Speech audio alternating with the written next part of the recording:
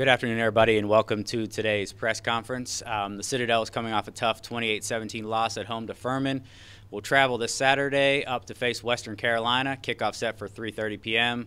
Western Carolina is coming off a triple overtime loss and have lost 5 games in a row. And here to talk about your Bulldogs is head coach Brent Thompson. Thank you, John. Just a couple of comments about the Furman game, then I'll move on to the Western game. I guess my frustration with the Furman game was I thought we played a pretty good football game. I thought we put a lot into that game. We came out with emotion. We played with excitement. It was a back-and-forth game. The game played out exactly the way I thought it was going to play out, with two teams that knew each other fairly well, run very similar offenses. It's always tough. It's like going against Wofford. I thought we played pretty good at times on defense and pretty good times on offense. But enough of those times that we didn't convert, we didn't tackle, we didn't get any turnovers, and other than that, I thought we played fairly decent and uneventful in the special teams game. But I was disappointed. I was disappointed for our players. I know how hard they worked and how hard they wanted it. I know how hard the staff wanted it, and I wanted to, as I said last week, a little bit of redemption for last year. And I can't fault our effort, our execution at times, of course. But that's our job to get them better, and that's our job to keep moving forward. I told the team on Sunday that we should be lucky that we've got another day, we've got another opportunity in the Western Carolina game, and we've got an opportunity to get another win. We've got an opportunity to get a road win, which is always difficult to come by. It's certainly not going to be easy. We need a good week of practice. We need to have a good game plan on offense and defense. We need to continue to play well on special teams, convert kicks, try to go for some blocks, and get some returns out of the game. Western is extremely powerful, explosive. They spread the field on offense. The quarterback's going to be the difference maker there, as we all know. We've seen him on our own field. We've seen him up there. We've seen him for the last 3 years. He's going to be able to get the ball to his receivers. And when they get you out of the box, he's going to run the football, or he's going to put it in the running back's hands. Very difficult to defend at times. So we just got to keep him in front of us, tackle the ball, and make sure that we don't give up the big plays. And we should be just fine on defense. On offense, we need to convert first downs more than anything. I think we need to play ball control with them, play downhill, keep on getting first downs and making sure that we maintain possession of the ball and score points and convert our possessions into points whenever we possibly can. What we don't want to do is we don't want to get into any sort of a shootout with them. They tend to get into a lot of shootouts with a lot of people, and I don't think that's going to bode well for us. So we just need to keep the ball in front of us and make sure that we maintain possession of the ball. Questions? Coach, do you think you guys learned anything from Tom Flacco that you can apply in this game? Is there any similarities? There are certain similarities there. He puts you in, I think Tyree puts you in a little bit. He's got more in the read game. They do a lot more with their read options and things like that. So it's not just defending the pass with him. It's also defending the run. With Flacco, it was defend the pass, and then you got to defend his feet. It makes it a little bit more difficult when Western's got a couple different options and they're reading guys, and you got to understand who they're reading and all the jet sweeps and fly sweeps and jet reads and all the different read plays and RPOs and offensive linemen downfield when they're throwing the football. You were pretty fired up after the game on Saturday. Did that translate into the locker room, onto the practice field? Did you keep that kind of fire with you, or did you kind of calm down afterwards and put it behind you? No, I put it behind me on Sunday. It's not fair to the players. We were all emotional and fired up for the way that the game resulted. It had nothing to do with them. It had nothing to do with anything other than a little bit more of just pure frustration on my end. And finding ways to be able to win those football games has been very frustrating for us.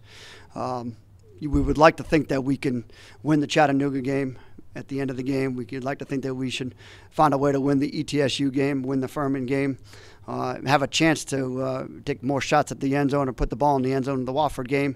And after a while, I think that builds up on you. It has nothing to do with the players. They work very hard.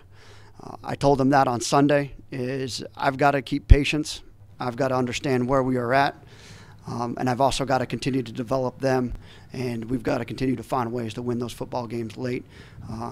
At one time, we had a good feel for that, and I think we will get that back in time. It's just a matter of going through some years like this and some days like we did on Saturday that are a little bit frustrating.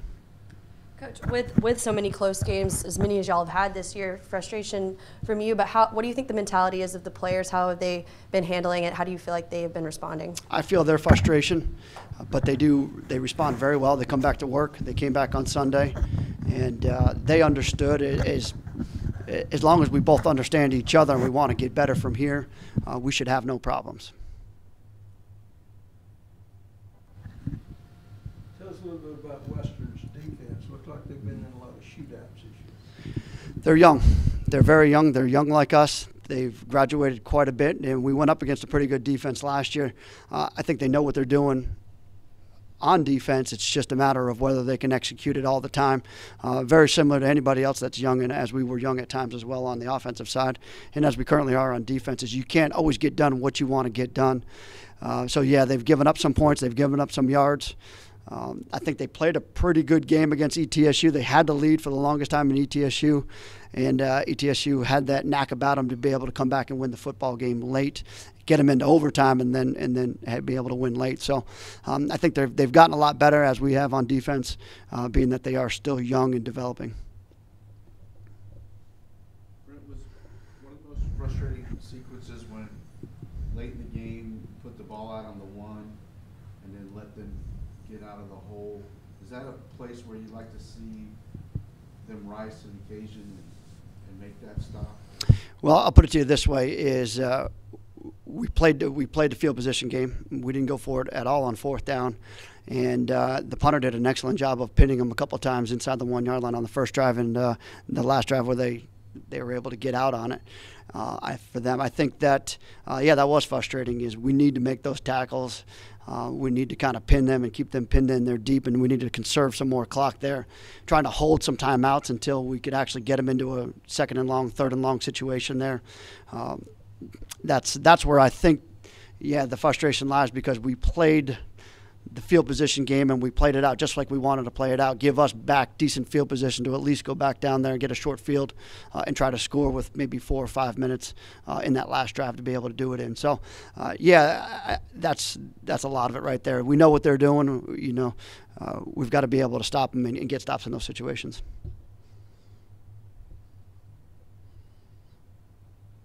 You won 2 road games and lost at home this year. Is it too small of a sample size to make any conclusions, or is there a difference? I'm not really sure, to be honest with you. I don't know. Maybe we got to look at something that we're doing at home. We haven't done anything different when we were 10-2, and we had a pretty good home record then. It's sometimes it's just a matter of the way that the schedule works out. Sometimes it was, when you're not playing at home a whole lot, it almost feels like you're the visitor at times, as it did a couple weeks ago. But other than that, I don't know. Something we have to look at. Maybe it's the curse of the other side stands being down. I don't know. We haven't won really since then. What do you kind of use as your motivation for this team? I mean, obviously, with the SoCon title out, or things that you would play for, the VMI game and the Furman game, the big rivalry games behind you. What do you use to kind of keep them motivated every day, showing up to the practice field and showing up on Saturday? Well, Scott, it's pretty simple for us, or it's pretty simple for me. Is you got an opportunity, you're a competitor. You go out there and compete, and it doesn't matter. There's a guy that's going to line up across from you, and if you truly are a football player or think that you are the football player that you are, then you need to go out there and compete. It's very, very simple. It doesn't matter what your record is. You should try to find a way to win every single game that you're in, or compete in every single game that you're in. And if you don't, then we need to find a replacement for you. Thank you.